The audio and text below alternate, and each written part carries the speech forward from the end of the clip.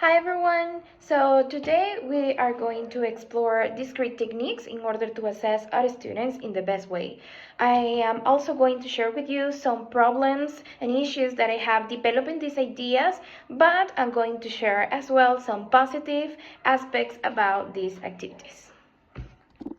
So the first one is about a completion technique. So it's a very easy one, but still sometimes students can think in another ideas. Now this one that I choose is very simple. As you can see, it says she usually space in blank her homework. Now, probably we have another options like finishes, but I try to come up with just option that makes sense. In this case, is does. She always does her homework because finishes doesn't sound so natural. So I would say that students would notice that.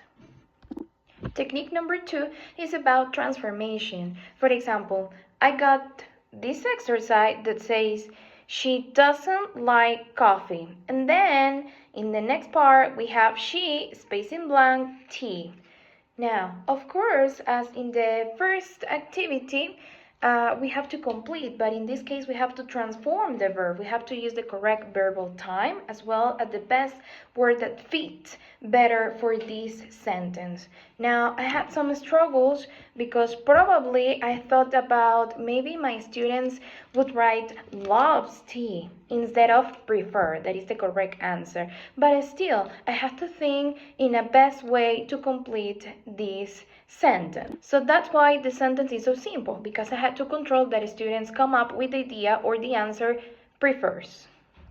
The other technique is about rearrangement. Now I have this that says always she work weekends at studies library. So as you can see, this is a sentence that it's completely disorganized and the idea is to complete it. So even though there is just one answer, probably students come up with different ideas. For example, someone might say at the library she studies on weekends, when the correct answer is she studies on weekends at the library. So that is the problem or the issue about English, that allows some flexibility, but again, I have to think in a very precise words in order to be only one possible or that makes sense answer. And that's the main reason that the sentence is very easy and very simple. Technique number 4 is the most fun for students. It's about classification. We classify words in different groups. For example, actions, hobbies, probably, food, fruit. So a student had the most fun in this, because normally I would use these, or I think that the best way in order to develop this activity or technique is to use little cards, so that way they have fun classifying. Example, if I want them to separate hobbies and sports, I would give him some cards and then they have to classify them in different groups. Of course, this checks vocabulary grouping. The difficult was avoiding some overlap. Maybe if we use the word play, students might get confused and they would think this is music and not a sport or a hobby. But definitely using precise words, we would avoid this problem.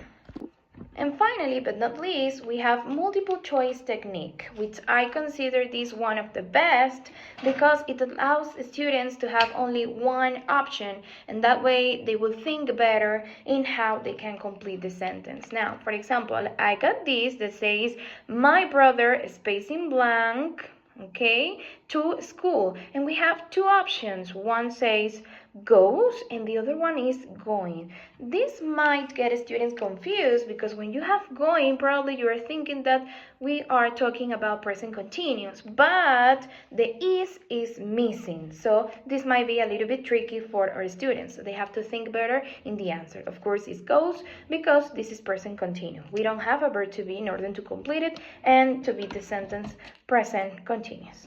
So pretty much that was the issue about the multiple option, that we have some distractors that might be the answer, but actually no. And this gets our students to think more about the correct answer, to think better.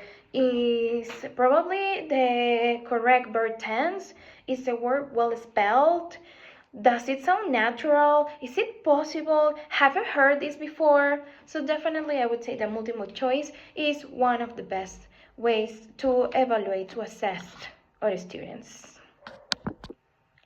So to sum up, I would say that the main reason why all the textbooks have these kind of activities is because they are very precise at the moment of evaluate. Normally they have very simple sentence that would make our students think and reflect about which one could be the correct answer.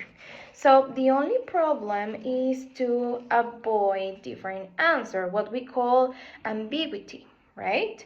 So pretty much all these techniques work very well together if we apply them in the correct way. Thank you.